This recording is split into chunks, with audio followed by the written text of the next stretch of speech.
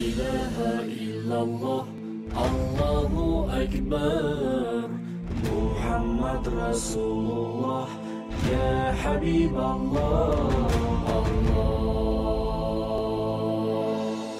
আসসালামু আলাইকুম ওয়া রাহমাতুল্লাহি ওয়া বারাকাতুহু আলহামদুলিল্লাহি রাব্বিল আলামিন ওয়াসসালাতু ওয়াসসালামু আলা রাসূলিহিল আমিন ওয়া আলা আলিহি ওয়া সাহবিহি আজমাইন আম্মা বা'দ। প্রিয় দর্শক, এই মুহূর্তে বাংলাদেশ সহ বিশ্বের যেখানে বসে অনুষ্ঠান দেখছেন প্রত্যেককে RSRM বরকতময় সাহারি অনুষ্ঠানের পক্ষ থেকে জানাচ্ছি আন্তরিক প্রীতি, শুভেচ্ছা এবং অভিনন্দন। আর উপস্থাপনা রয়েছে আমি মোহাম্মদ মুক্তার আহমদ। প্রিয় দর্শক, আমাদের অনুষ্ঠান বরাবরের মতো আজকেও শুরু করব কোরআনুল কারীমের তেলাওয়াত এবং আজকের পর্বের জন্য নির্ধারিত 20তম পারার সংক্ষিপ্ত তাফসিরের মাধ্যমে। চলুন তেলাওয়াত শুনি এবং তাফসির জেনে নেই। আল্লাহু আকবার أعوذ بالله من الشيطان الرجيم بسم الله الرحمن الرحيم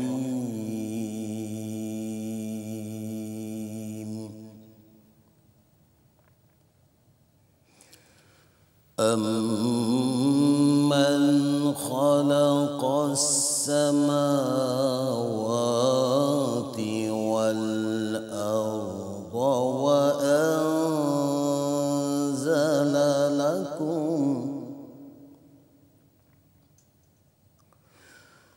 وأنزل لكم من السماء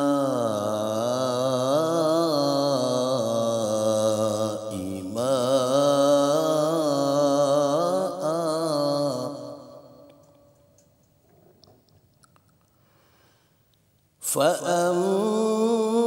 فأنبتنا به حدائق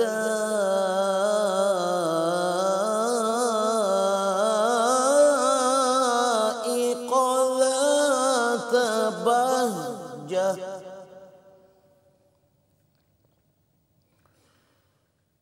ما كان لكم أن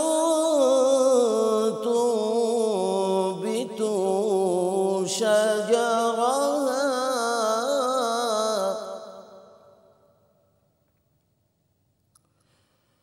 أإله مع الله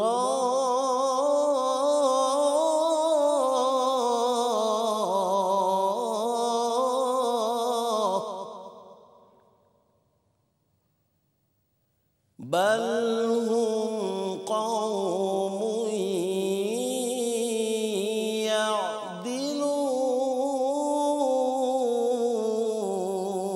يعدلون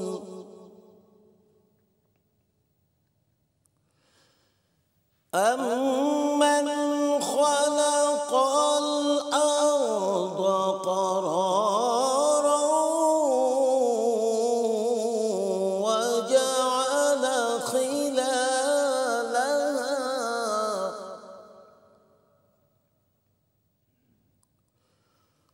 أمن جعل الأرض قرارا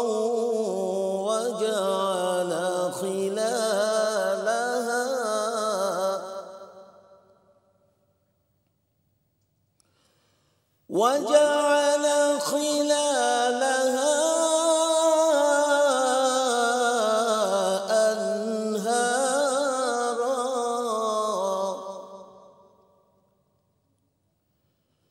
أنهارا وجعل لها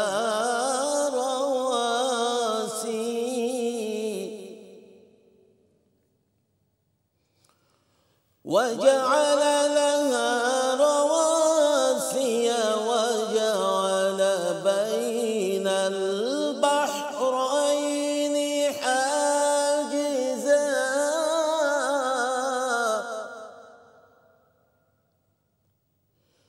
أإله مع الله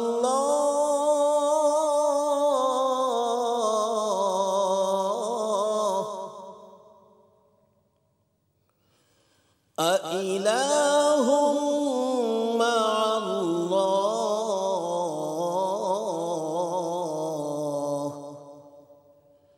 بل أكثرهم لا يعلمون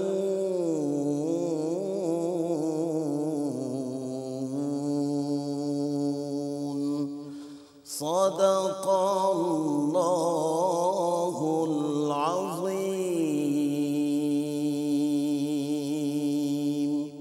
الله أكبر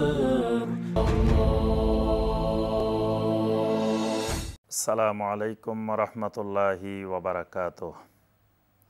আলহামদুলিল্লাহি ওয়াহদা ওয়াসসালাতু ওয়াসসালামু আলা মান লা নাবিয়্যা বা'দা ওয়া আলা আলিহি ওয়া সাহবিহি ওয়া মান ওয়ালা। সম্মানিত দর্শক শ্রোতা ভাই ও বোনেরা, পবিত্র শাহরে রমাদানের এনটিভির বিশেষ আয়োজন বরকতময় সাহারি অনুষ্ঠানে এই সাহারির সময়ে গভীর রজনীতে আপনাদের সামনে কোরআনে কারিমের ২০তম পারার সংক্ষিপ্ত তাফসির নিয়ে আমরা হাজির হয়েছি। আশা করি শেষ পর্যন্ত আমাদের সাথেই থাকবেন ইনশাআল্লাহ। সম্মানিত ভাই ও বোনেরা, কোরআনে কারিমের ২০তম পারায় আল্লাহ রাব্বুল আলামিন ৩টি সূরা বর্ণনা করেছেন। একটি সূরা হলো সূরা আন-নামল, দ্বিতীয় যে সূরাটি রয়েছে সূরা আল কাসাস, তৃতীয় যে সূরাটি এই ২০তম পারায় স্থান পেয়েছে সেটি হলো সূরা আল আনকাবুত। এই ৩টি সূরা এই ২০তম পারায় রয়েছে। এই ৩টি সূরা থেকে আমরা কয়েকটি গুরুত্বপূর্ণ বিষয় অল্প সময়ের মধ্যে আলোচনা করার চেষ্টা করব ইনশাআল্লাহ। সম্মানিত ভাই ও বোনেরা, ২০তম পারায় সূরা আন-নামলের ৫৬ নম্বর আয়াতে কারিমা থেকে শেষ পর্যন্ত এই আয়াতে কারিমাগুলো এই ২০তম পারায় স্থান পেয়েছে। এখানে আমরা দেখব যে আল্লাহ রাব্বুল আলামিন এই ২০তম পারায় যেই অংশটুকু এসেছে সূরা আন-নামলের, এখানে বিশেষ করে দুইটি বিষয়ে আল্লাহ রাব্বুল আলামিন আলোচনা করেছেন। প্রথম যে বিষয়টি সেটি হলো দাউদ আলাইহিসসালাম এবং সুলাইমান আলাইহিসসালাম, এই দুই নবীর ব্যাপারে আল্লাহ রাব্বুল আলামিন অনেকগুলো ঘটনা, অনেকগুলো বিষয় আল্লাহ রাব্বুল আলামিন তুলে ধরেছেন। আল্লাহ পাক পৃথিবীতে যত নবী রাসূল পাঠিয়েছেন, অসংখ্য নবী রাসূলের মধ্য থেকে এই দাউদ আলাইহিসসালাম এবং সুলাইমান আলাইহিসসালাম, এই দুইজন নবীকে আল্লাহ পাক রাষ্ট্রীয় ক্ষমতা দান করেছিলেন এবং রাষ্ট্রীয় ক্ষমতার বাহিরেও এমন কিছু মুআজিজা, এমন কিছু তাদেরকে আল্লাহ পাক মুআজিজা বাইয়িনাত দিয়েছিলেন যে দাউদ আলাইহিস সালামের জন্য আল্লাহ সুবহানাহু ওয়া তাআলা লোহাকে নরম বানিয়ে দিয়েছিলেন। এরপরে সুলাইমান আলাইহিস সালামের জন্য বাতাসকে অনুগত করে দিয়েছেন। সুলাইমান আলাইহিস সালামের জন্য পাহাড়কে অনুগত করে দিয়েছেন, জিনদেরকে বশীভূত করে দিয়েছেন। এই ধরনের এমন কিছু নিয়ামত আল্লাহ রাব্বুল আলামিন আল্লাহর এই দুইজন নবীকে দান করেছিলেন। এমনকি দাউদ আলাইহিস সালামকে সেই আলমে আরওয়ার মধ্যে আল্লাহ সুবহানাহু ওয়া তাআলা তার হায়াতও বাড়িয়ে দিয়েছিলেন এবং আদম আলাইহিস সালামের হায়াত থেকে একটি অংশ দাউদ আলাইহিস সালামের হায়াতের মধ্যে আল্লাহ রাব্বুল আলামিন যোগ করে দিয়েছিলেন। এই জন্য আল্লাহ রাব্বুল আলামিন এই সূরা আন-নামলের বিশাল অংশ জুড়ে এই নিয়ামতগুলো সম্পর্কে, দাউদ আলাইহিস সালাম এবং সুলাইমান আলাইহিস সালামের যে বাইয়িনাতগুলো, মুআজিজাতগুলো ছিল, আল্লাহ পাক সেগুলো তুলে ধরেছেন। যেমন এখানে আল্লাহ রাব্বুল আলামিন কোরআনে কারিমের সূরা আন-নামলের ৬৩ নম্বর আয়াতে আল্লাহ পাক ইরশাদ করেছেন, আম্মাই ইয়াহদিকুম ফি যুলুমাতিল বাররি ওয়াল বাহরি ওয়া মান ইউরসিলুর রিয়াহা বুশরাম বাইনা ইয়াদাই রাহমাতি আ ইলাহুম মা'আল্লাহ তাআলাল্লাহু আম্মা ইউশরিকুন। আল্লাহ সুবহানাহু ওয়া তাআলা তাওহীদের যৌক্তিকতা তুলে ধরতে গিয়ে বলেন যে তোমাদেরকে কে অন্ধকারের মধ্যে, স্থলভাগে যখন অন্ধকার হয়ে যায়, সাগরের মধ্যে যখন অন্ধকার হয়ে যায়, তখন তোমাদেরকে কে আলো দেখান, কে রাস্তা দেখান, কে তোমাদেরকে সুসংবাদ বহনকারী বাতাসগুলো প্রবাহিত করে দেন। ইলাহুম্মা আল্লাহ, এই ক্ষেত্রে কি আল্লাহ সুবহানাহু ওয়া তাআলার সাথে আর কোনো মাবুদ আছে? অর্থাৎ এগুলোর সবগুলোর মালিকানা একমাত্র আল্লাহ রাব্বুল আলামিনের। দাউদ আলাইহিস সালাম এবং সুলাইমান আলাইহিস সালামকে এই বাতাস, এই বিভিন্ন মাখলুকাতগুলোকে আল্লাহ পাক বশীভূত করে দিয়েছেন। এই কথাগুলো আল্লাহ পাক এখানে বর্ণনা করেছেন। এবং সুলাইমান আলাইহিস সালামের বিশেষ করে বিলকিসের যে ঘটনাটি ছিল সেই ঘটনাটিও আল্লাহ রাব্বুল আলামিন এখানে তুলে ধরেছেন। অর্থাৎ সুলাইমান আলাইহিস সালামের মন্ত্রিসভার একজন হুদহুদ নামক যেই পাখিটি ছিল, এই পাখিটি একদিন বিলম্বে আসলো। সুলাইমান আলাইহিস সালাম বলে উঠলেন, মা লিয়া লা আরাল হুদহুদ, আমি আজকে হুদহুদকে দেখছি না কেন? কিছুক্ষণ পরে হুদহুদ ফিরে আসলো। ফিরে এসে বললেন যে আমি এমন একটি রাজ্যে গিয়েছিলাম যে রাজ্যের একজন রানী দেখতে পেলাম এবং সে রাজ্যের অধিবাসীদেরকে দেখতে পেলাম ইয়াসজুদুনা লিশ-শামসি মিন দুনিল্লাহ, আল্লাহ রাব্বুল আলামিনকে বাদ দিয়ে তারা সূর্যের পূজা করতেছে, সূর্যের ইবাদত করতেছে। এই ধরনের একটি কওমকে আমি দেখে আসলাম। পরবর্তীতে আল্লাহ পাক অনেকগুলো ঘটনা এখানে বর্ণনা করেছেন, যার মাধ্যমে সেই বিলকিসের সিংহাসন এবং বিলকিসকে সুলাইমান আলাইহিস সালামের সামনে রাজদরবারে হাজির করা হয়েছিল। এবং এই বিলকিস শেষ পর্যন্ত ইসলাম গ্রহণ করেছেন, ঈমান এনেছিলেন, সেই বিষয়টিও আল্লাহ রাব্বুল আলামিন এই সূরা আন-নামলে উল্লেখ করেছেন। এখানে আরেকটি বিষয় লক্ষণীয় সূরা আন-নামলের মধ্যে, যে আল্লাহ সুবহানাহু ওয়া তাআলা কোরআনে কারিমকে এমন একটি গুরুত্বপূর্ণ সাহিত্যিক ভঙ্গিতে আলোচনা করেছেন, সাহিত্যের বিভিন্ন উপাদান এমনভাবে তুলে ধরেছেন যে এই ঘটনাটি সুলাইমান আলাইহিস সালাম এবং বিলকিসের যে ঘটনাটি আল্লাহ পাক বর্ণনা করেছেন, এটিকে আরবি সাহিত্যের দৃষ্টিতে উন্নত মানের এক সাহিত্যিক বর্ণনা হিসেবে আরবি সাহিত্যিকেরা উল্লেখ করেছেন। কারণ এমন বর্ণনা দুনিয়ার কোনো সাহিত্যিক এভাবে দিতে পারে না। আর দুনিয়ার সাহিত্যিকদের জন্য কোরআনে কারিমের যে বর্ণনার ধারা, এখানে সব উপাদান আল্লাহ পাক রেখে দিয়েছেন। অর্থাৎ কোরআনে কারিম শুধু একটি ধর্মীয় গ্রন্থ নয়, কোরআনে কারিম একটি সাহিত্যের উচ্চমানের একটি সাহিত্যিক গ্রন্থ। এটিও আল্লাহ রাব্বুল আলামিন এই উপস্থাপনাগুলোর মাধ্যমে তুলে ধরেছেন, যেটি আমরা সুলাইমান আলাইহিস সালামের এই ঘটনার মধ্যে দেখতে পাই। সম্মানিত দর্শক শ্রোতা, এরপরে আল্লাহ পাক এখানে 20তম পারার মধ্যে যে সূরাটি নাজিল করেছেন, বর্ণনা করেছেন, এই সূরাটি হলো সূরা আল কাসাস। আল কাসাস শব্দটি কিসসা শব্দের বহুবচন। অর্থাৎ আল্লাহ রাব্বুল আলামিন এই সূরার মধ্যে এমন কিছু কিসসা বা এমন কিছু গল্প আল্লাহ পাক তুলে ধরেছেন, এই জন্য এই সূরাটির নামে রেখেছেন রাব্বুল আলামিন সূরা আল কাসাস। বিশেষ করে এখানে আল্লাহ সুবহানাহু ওয়া তাআলা মুসা আলাইহিস সালাম এবং ফেরাউন, এই দুইজনের অর্থাৎ মুসা আলাইহিস সালামের সাথে ফেরাউনের যে সংঘাত, তাওহীদের সাথে শিরকের যে সংঘাত এবং তাগুতের সাথে একজন নবীর যে সংঘাত, এই বিষয়গুলোকে এত সুন্দর গল্পের আকারে কাসাসের আলোকে আল্লাহ রাব্বুল আলামিন তুলে ধরেছেন। এই জন্য এই সূরাটির নাম রেখেছেন সূরা আল কাসাস। এই সূরাটির প্রথম দিকে আমরা যদি লক্ষ্য করি, সূরা আল কাসাসের 4 নম্বর আয়াতে কারিমা, 4 নম্বর এবং 5 নম্বর আয়াত, এখানে আল্লাহ রাব্বুল আলামিন ফেরাউনের একটি চরিত্র আল্লাহ পাক তুলে ধরেছেন, যে চরিত্রটি শুধু ফেরাউনের নয়, কিয়ামত পর্যন্ত যত তাগুত থাকবে এই সমস্ত তাগুতের এই বৈশিষ্ট্যগুলো থাকে, যেটি এই ফেরাউনের ছিল। আর মুসা আলাইহিস সালামের যে বৈশিষ্ট্যগুলো ছিল, খাসাইসগুলো ছিল, সেগুলো কিয়ামত পর্যন্ত সমস্ত মুমিনের মধ্যে সেই বৈশিষ্ট্যগুলো পাওয়া যাবে। ফেরাউনের বৈশিষ্ট্যগুলোকে আল্লাহ রাব্বুল আলামিন তুলে ধরেন, ইন্না ফিরআউনা আলা ফিল আরদে। আল্লাহ সুবহানাহু ওয়া তাআলা বলেন, ফেরাউন সমগ্র পৃথিবীতে তার আধিপত্য বিরাজ করেছিল। অর্থাৎ ফেরাউন কিন্তু রাজত্ব করত একটি সুনির্দিষ্ট এলাকায়, অর্থাৎ সমগ্র পৃথিবী ফেরাউন রাজত্ব করত না, কিন্তু আলা ফিল আরদে আল্লাহ সুবহানাহু ওয়া তাআলা বলেন, যদিও সে একটি ভূখণ্ডের রাজত্ব করত, কিন্তু সমগ্র পৃথিবী জুড়ে ফেরাউনের প্রভাব ছিল। এই জন্য আমরা দেখি এই ফেরাউনের শক্তির অধিকারী যারা, তারা কিন্তু একটি রাষ্ট্রের যদিও ক্ষমতায় থাকে, কিন্তু তারা সারা পৃথিবীকে নিয়ন্ত্রণ করার জন্য চেষ্টা করে। এরপরে দ্বিতীয় বৈশিষ্ট্যটি আল্লাহ পাক বর্ণনা করেন, ওয়া জাআলা আহলাহা শিয়াআন ইয়াস্তাদঈফু তাইফাতাম মিনহুম। ফেরাউনের দ্বিতীয় বৈশিষ্ট্যটি ছিল ফেরাউন তার জাতিকে বিভক্ত করে রাখত, অর্থাৎ জাতিকে কখনো ঐক্যবদ্ধ হতে ফেরাউন দিত না।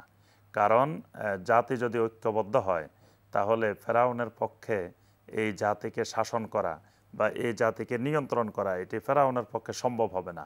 এরপরে আল্লাহ সুবহানাহু ওয়া তাআলা ফেরাউনের আরেকটি বৈশিষ্ট্য বর্ণনা করেছেন যে ইউযাব্বিহু আবনাআহুম ওয়া ইয়াস্তাহয়ী নিসাআহুম।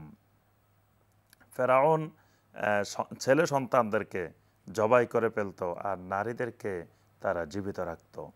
এটি ফেরাউনি একটি আদর্শ ছিল।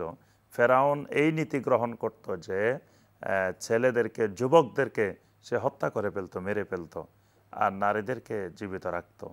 যেটি আমরা কিছুদিন আগে আমাদের পার্শ্ববর্তী দেশ মিয়ানমারেও আমরা দেখেছি যে তাদের উপরে, মুসলিম ভাই বোনদের উপরে যখন নির্যাতন হয় তখন সেখানে যুবকদেরকে, পুরুষদেরকে হত্যা করা হয়েছে আর নারীদেরকে দেশ থেকে বের করে দেওয়া হয়েছে।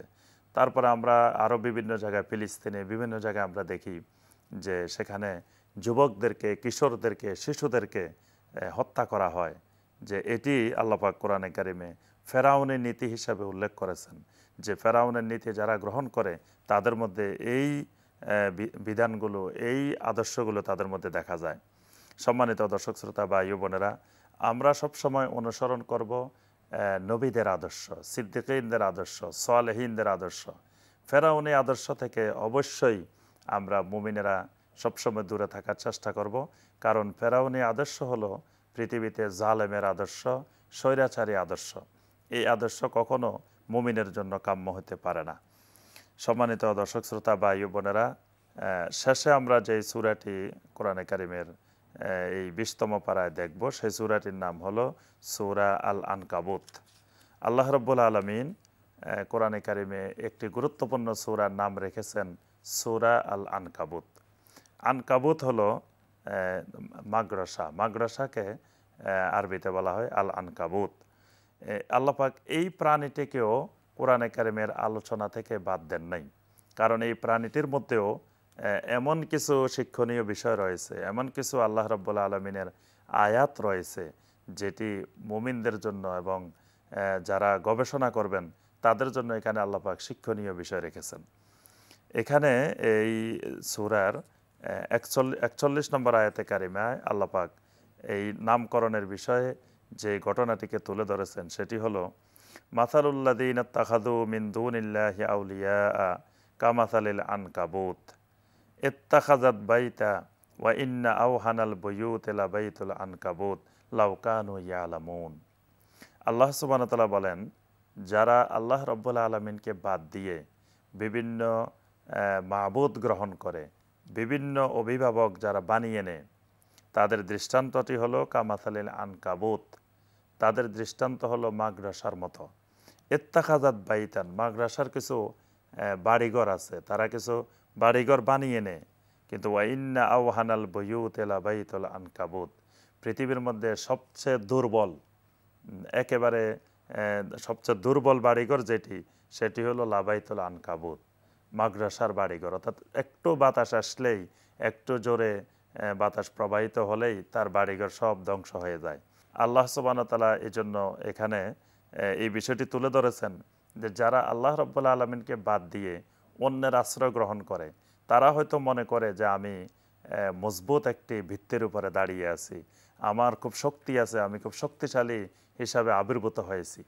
কিন্তু আল্লাহ রাব্বুল আলামিন বলতে চাচ্ছেন যে বান্দা, এইভাবে আমি আল্লাহর উপরে তাওয়াক্কুল না করে যদি অন্য কিছুর উপরে তাওয়াক্কুল করা হয়, অন্য মাখলুকের আশ্রয় গ্রহণ করা হয়, তাহলে সেটি যত শক্ত মনে হোক না কেন, কিন্তু সেটি সামান্য বাতাস প্রবাহিত হলেই সেটি ধ্বংস হয়ে যাবে। সম্মানিত ভাই ও বোনেরা, এই সূরা আল আনকাবুতের মধ্যে আল্লাহ রাব্বুল আলামিন কয়েকজন নবীর দাওয়াতের ইতিহাস আল্লাহ পাক তুলে ধরেছেন।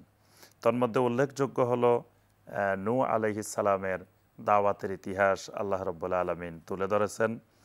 ইব্রাহিম আলাইহিস সালামের দাওয়াতের ইতিহাস তুলে ধরেছেন। আদ জাতির দাওয়াতের ইতিহাস রব্বুল আলামিন তুলে ধরেছেন, সামুদ জাতির দাওয়াতের ইতিহাস তুলে ধরেছেন।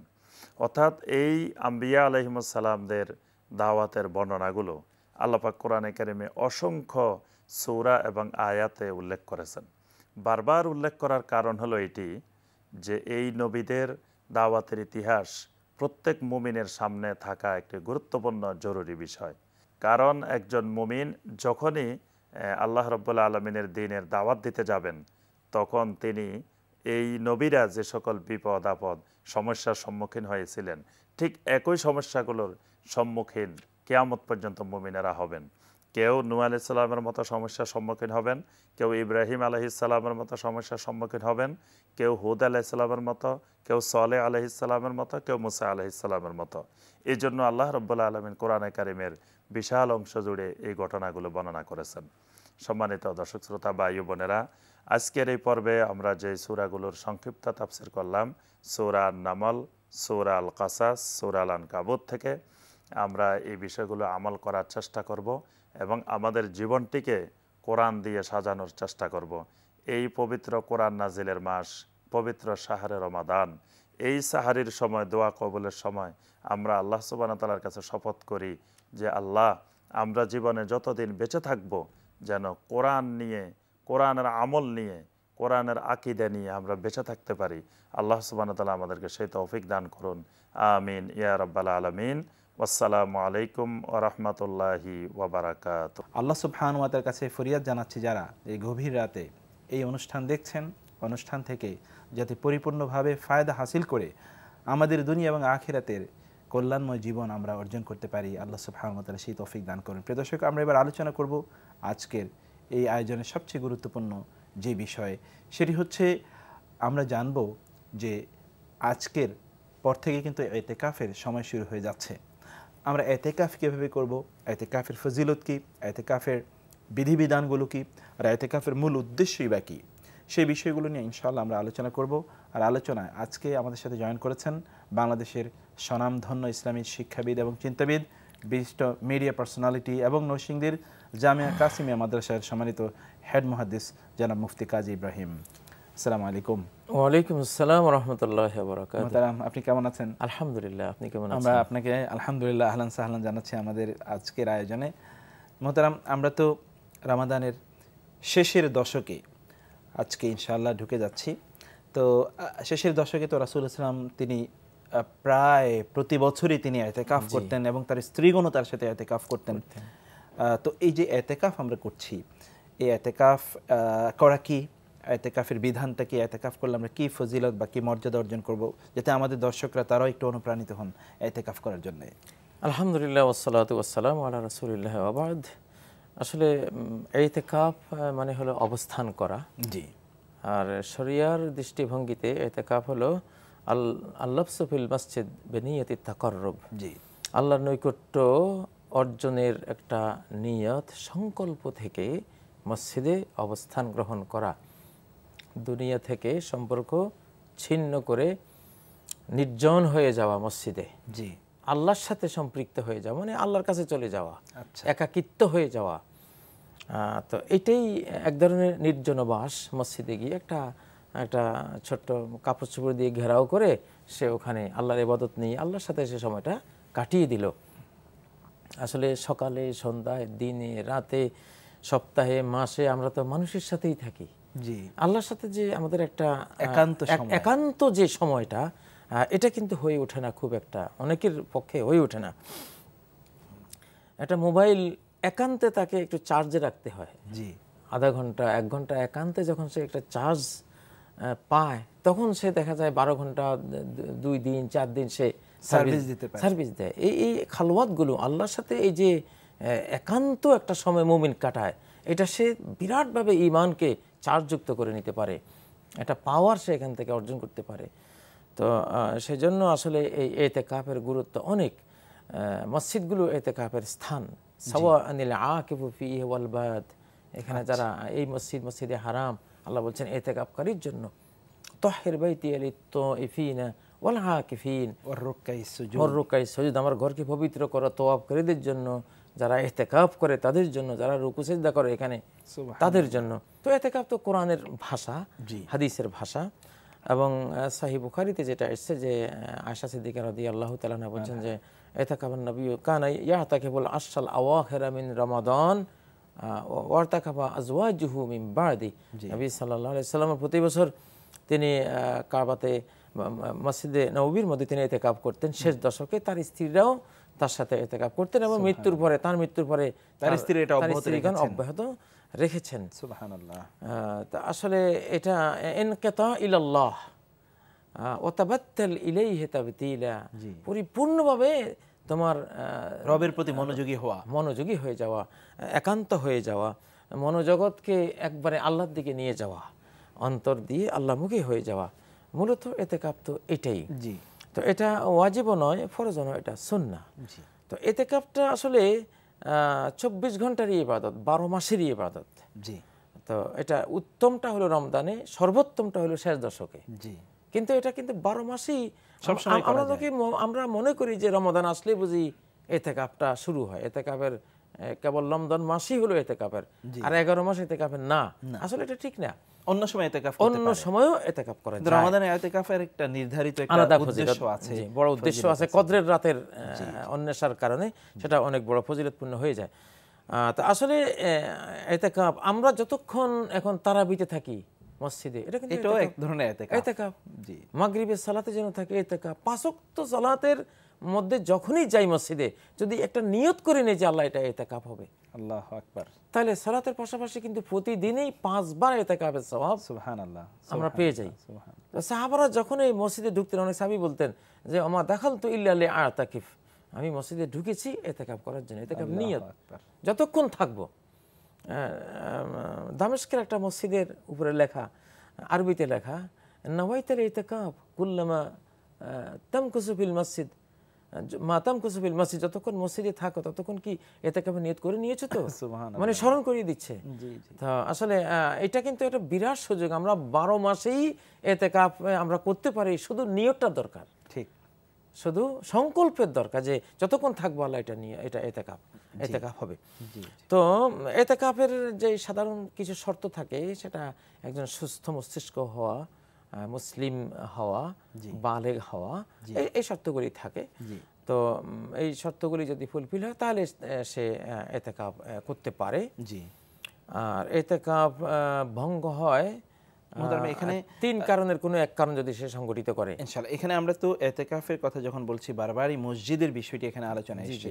তো নারীদের যদি তারা ইতিকাফ করতে চায় তখন তারা কোথায় ইতিকাফ করবে? সেটা কোনো সেফ মসজিদ যদি হয়, তার জন্য সেরকম ব্যবস্থা যদি থাকে এবং সেখানে তাকে হেফাজত করার কমপ্লিট ব্যবস্থা, সব আয়োজন থাকে, তাহলে সে সেখানে ইতিকাফ করতে পারে এবং সেখানে তার খাদ্য পানীয় ইত্যাদি যদি সরবরাহ সবকিছু থাকে। যদি এমন না হয় যে এমন কোনো মসজিদ পাওয়া গেল না, সব মসজিদ তো উন্মুক্ত নয়, বাংলাদেশের সব মসজিদ উন্মুক্ত নয় নারীদের জন্য, সে কালচার আনফরচুনেটলি আমরা তৈরি করতে পারিনি, সেক্ষেত্রে নারীরা যদি ইতিকাফ করতে চান তাহলে তারা কোথায় ইতিকাফ করবে? আসলে নারীরা গৃহের অভ্যন্তরে থাকাও এক ধরনের ইতিকাফের সওয়াবের মতোই হবে। হ্যাঁ, এটা তো সহিহ হাদিসে রয়েছে যে ওয়ালান তাকুনা মিনহা আকরাবা মির রাব্বিহা মিনহা ফি কারি বাইতিহা। সুবহানাল্লাহ। একজন নারী তার ঘরের যত বেশি নিভৃতে থাকবে তত বেশি আল্লাহর নিকটে থাকবে।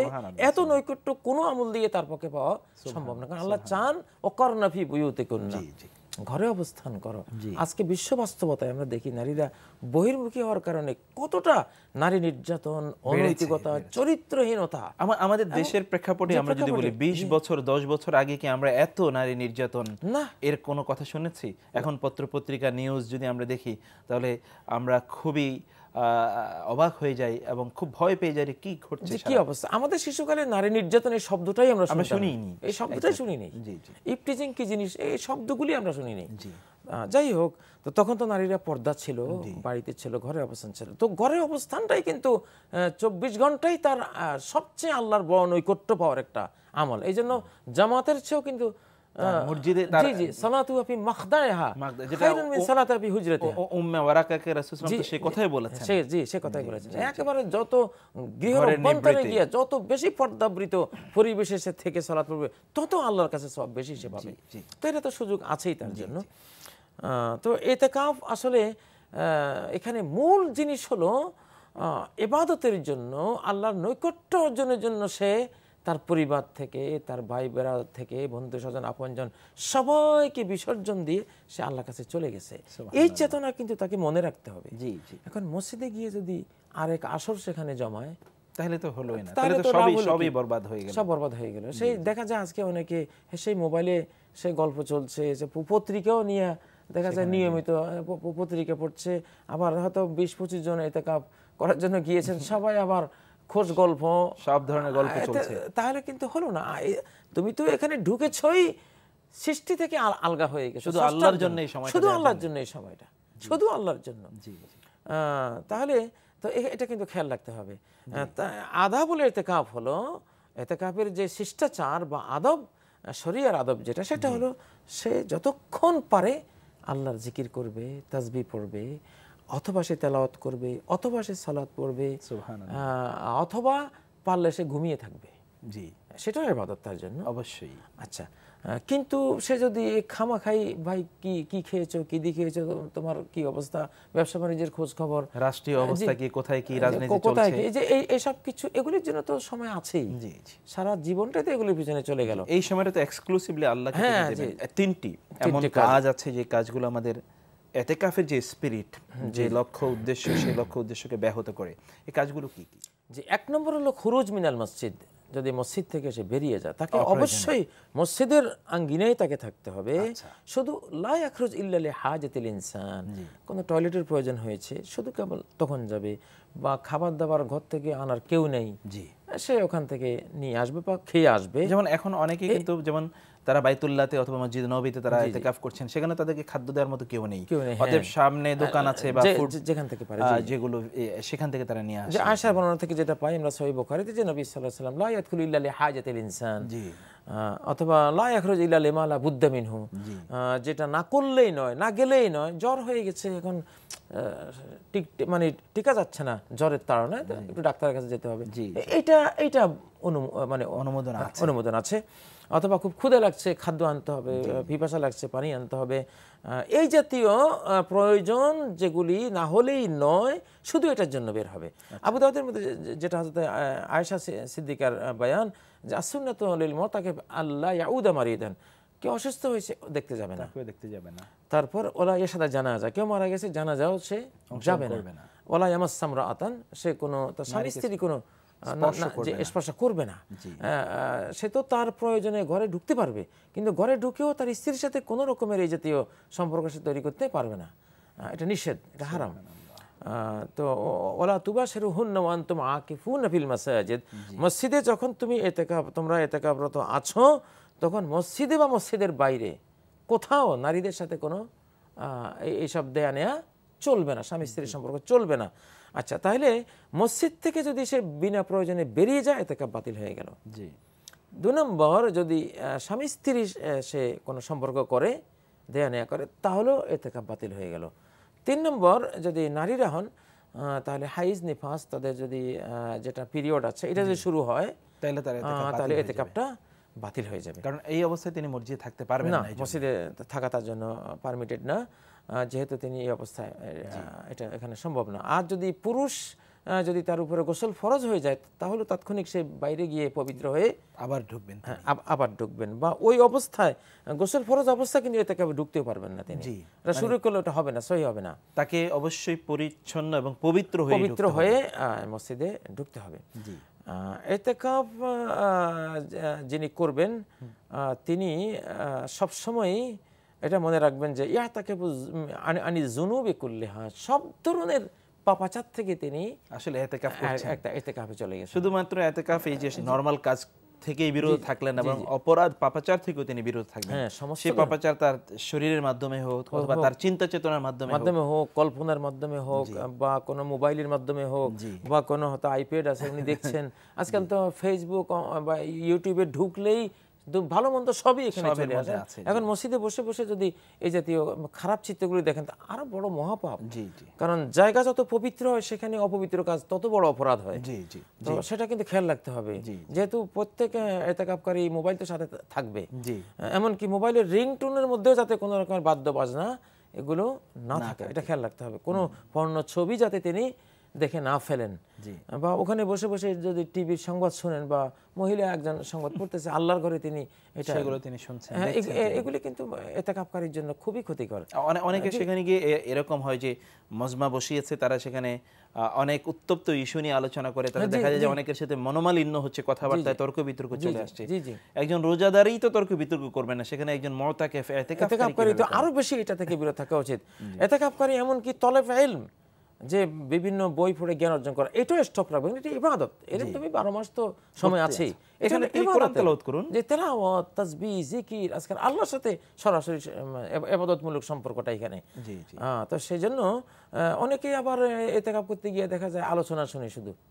বাবা, এটা তো আলোচনা শোনার জন্য আসে না, আলোচনা শোনার জন্য টাইম আছে, এটাই ইবাদত করো অন্য সময়। এটা খুবই গুরুত্বপূর্ণ একটা বিষয় বলেছেন। হয়তো ডিভাইস নিয়ে গিয়েছে, এই ডিভাইসের মধ্যে তিনি অনেক লেকচার নিয়ে গেছেন, শুধু সারা দিন এগুলোই শুনছেন, না। এটা তো এটা এখানে এটা কিন্তু শুধু ইবাদতের জন্য। এখানে হয় সালাতে থাকবে, না হয় তেলাওয়াতে থাকবে, না হয় জিকির আজকারে থাকবে, কাজ নাই, একটু বিশ্রামে ঘুমিয়ে থাকলো। এটা কিন্তু কোনো ওয়াজ শোনার জন্য তিনি যান নাই, বা একটা গ্রুপ লেকচার শোনার জন্য যান নাই, বা কোনো রকমের কোনো এলেম একটা অনেকে আবার বইটা নিয়ে যান, বসে বসে সেখানে বিভিন্ন ধরনের মাসলা মাসাইলের বই হলেও, ইসলামিক বই হলেও ইতিকাফরত অবস্থায় এটা করলে জায়েজ আছে, কিন্তু বাট ইচ্ছে তার জন্য উত্তম হবে। আমরা তো রাসূল সাল্লাল্লাহু অথবা সাহাবায়ে কেরাম সালাফদের জীবনে দেখি না যে তারা সেখানে ইতিকাফে বসে শুধুমাত্র পড়াশোনাই করেছে। না, পড়াশোনা তারা, কারণ পড়াশোনা তো অন্য সময় তাকে করতেই হবে। আর মোহতারাম, কারণ কি? কারণ ইতিকাফ আমরা কেন করছি, মানে লক্ষ্য উদ্দেশ্যটা কি? লক্ষ্য উদ্দেশ্য তো হলো কদরের রাত পেয়ে যাওয়া। তো আসলে হ্যাঁ, এটাই হলো মূল উদ্দেশ্য। ইতিকাফতু আলতামিসু হাযিহিল লাইলা, নবী সাল্লাল্লাহু আলাইহি ওয়াসাল্লাম বলেন, আমি এই 10টি রাত ইতিকাফ করছি এই রাতটি অন্বেষণ করে পাওয়ার জন্য। 83 বছর 4 মাসের চেয়েও বেশি 83 বছর 4 মাস একেবারে নিষ্পাপ ইবাদত যদি কেউ করতে পারে, কত কঠিন, অসম্ভব। শুধু ততুর খায়রুম, আল্লাহ বলেছেন খায়রুম মিন আলফি শাহর, 1000 মাস নিষ্পাপ এবং পুণ্যময় 1000টা মাস যদি কারো জীবনে থেকে থাকে, তার চেয়ে এক রাত অনেক উত্তম। আল্লাহু আকবার, তাহলে কত বিশাল প্রাপ্তি। তো এই জন্য যারা ইতিকাফ করবেন 10 রাতই জাগবেন, কারণ জোর বেজোর তো পৃথিবীতে দুই রকম। এখন নবীজি বলছেন বেজোর রাতে খুঁজে বেশি, এখন বেজোর রাত এশিয়ার বেজোর না আমেরিকার বেজো, এখন কোন বেজো? এই জন্য এত ঝামেলায় না গিয়ে 10 রাত সোজা হিসাব, তাই করতে। এবং ইতিকাফের 10 রাত তো এই জন্যই যে কোনো রাতই যাতে মিস না যায়। তাহলে কদরের রাত এশিয়ার বেজোরও আমি আছি, আমেরিকার বেজোরও আমি আছি, আর যাবে কোথায়? কদরের রাত আমি পেয়ে গেলামই, আলহামদুলিল্লাহ, ইনশাআল্লাহ। তো এই জন্যই মূলত ইতিকাফের মুখ্য উদ্দেশ্য হলো 10 রাত জাগা। যে 10 রাত সম্বন্ধে, শেষ দশক সম্বন্ধে যেটা সহিহ হাদিসে বুখারীতে এসেছে যে ইজা দাখালাল আল আখির বাস শাদ্দা মিজারাহু ওয়া আহইয়া লাইলাহু আইকাযা আহলা। শেষ দশক যখন আসতো, তিনি তার পরিবার পরিজন সব বর্জন করে ফেলতেন এবং সারা রাত জেগে থাকতেন, এমনকি তার পরিবার পরিজন সবাইকে জাগিয়ে রাখতেন কদরের রাত পাওয়ার জন্য, এবং কিয়ামুল লাইলে তিনি ব্যস্ত থাকতেন। তো একজন মুতাকিফ বা ইতিকাফকারীর জন্য দীর্ঘ কিয়াম রাত্রে এশার পরে পারতপক্ষে তিনি 4 ঘন্টা, 5 ঘন্টা, 6 ঘন্টা বাস আল্লাহর কাছে লম্বা লম্বা সময় তিনি লম্বা সময় দাঁড়িয়ে থেকে যত রাকাত পারেন তিনি সালাতে ব্যস্ত থাকবেন। এটাই হচ্ছে মূলত ইতিকাফের মূল কাজ এবং এইটাই মূল উদ্দেশ্য। মোহতারাম, আমরা অনেক উপকৃত হয়েছি আপনার আলোচনার মাধ্যমে। আশা করছি আমাদের দর্শকরা অনুপ্রাণিত হবেন তারা ইতিকাফ করার জন্য, এবং এভাবেই তারা ইতিকাফ করবেন ইনশাআল্লাহ। জাযাকাল্লাহু খায়রান। প্রিয় দর্শক, আমরা শেষ করছি আজকের আয়োজন। আপনারা ছিলেন RSRM বরকতময় সাহারি অনুষ্ঠানের সাথে। আমরা আলোচনা করেছি, সেখানে মৌলিক যে বিষয়টি এসেছিল তা হচ্ছে একজন ইতিকাফকারী তার মূল লক্ষ্য এবং উদ্দেশ্য হচ্ছে লাইলাতুল কদর পাওয়া। অতএব সেখানে বসে লাইলাতুল কদর প্রাপ্তির জন্য তিনি ইবাদত করবেন, আর সেখানে বসে কোরআন তেলাওয়াত তাসবিহ, এবং তাহলে এটাই তার মূল উপজীব্য হওয়া দরকার, অন্য কোনো বিষয় নয়। কারণ অন্য সকল বিষয়ে জ্ঞান অর্জন বা অন্য কাজগুলো তো তার অন্য সময়েও ফরজ, এবং অন্য সময় তিনি সেটি করতে পারবেন বা করবেন না বটে, কিন্তু এই সময় শুধুমাত্র লাইলাতুল কদরের প্রাপ্তি মূলত ইতিকাফের মূল লক্ষ্য এবং উদ্দেশ্য। তো আল্লাহ সুবহানাহু ওয়া তাআলা আমাদেরকে সেভাবে বুঝে ইতিকাফ করার তৌফিক দান করুন। প্রিয় দর্শক, আমরা আজকের আয়োজন শেষ করব, তবে বরাবর মতো শেষে আপনাদের জন্য রয়েছে একটি চমৎকার ইসলামিক সঙ্গীত। আমরা গানটি শুনবো এবং বিদায় নেব RSRM বরকতময় সাহারি অনুষ্ঠানের থেকে। আগামীকালও দেখা হবে সেই প্রত্যাশায়। ওয়া আখিরু দাওয়ানা আলহামদুলিল্লাহি রাব্বিল আলামিন। ওয়াসসালামু আলাইকুম ওয়া রাহমাতুল্লাহি ওয়া বারাকাতুহু। যদি না তোমার অন্তর হয় সাদা, যদি না তোমার অন্তর হয় সাদা, যদি না তোমার অন্তর হয় সাদা, যদি নাই ভাঙে বদ্ধ দিলের খিল, মিছে অনাহার উপবাস দিনমান, নেই কল্যাণ তাতে মোটেও এক তিল, যদি না তোমার অন্তর হয় সাদা, যদি না তোমার অন্তর হয় সাদা। সিয়ামে সালাতে নিজেকে শুদ্ধ করো, জাহেলিয়াতের জিনজির ভাঙো তুমি। সিয়ামে সালাতে নিজেকে শুদ্ধ করো, জাহেলিয়াতের জিনজির ভাঙো তুমি। আল্লাহর রশি দৃঢ় মজবুত ধরো, সবুজ ফসলে সাজাও হৃদয় ভূমি, যদি না তোমার অন্তর হয় সাদা, যদি না তোমার অন্তর হয় সাদা।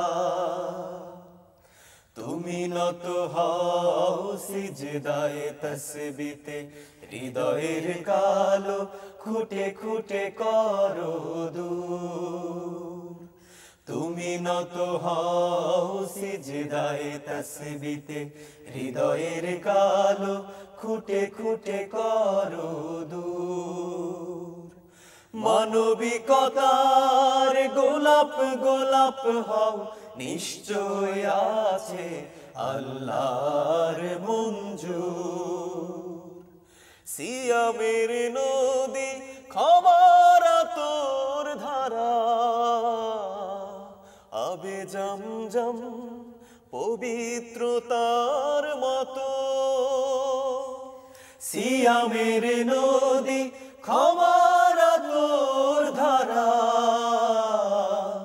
আবে জমজম পবিত্রতার মতো। এই স্রোতমা না যাতে গিয়েছে মিশে, ত্যাগে সাধনায় বিশ্বাসে হলে ব্রত, যদি না তোমার অন্তর হয় সাদা, যদি না তোমার অন্তর হয় সাদা, যদি নাই ভাঙে বদ্ধ দিলের খিল, মিছে অনাহার উপবাস দিনমান, নেই কল্যাণ তাতে মোটেও এক তিল, যদি না তোমার অন্তর হয় সাদা, যদি না তোমার অন্তর হয় সাদা।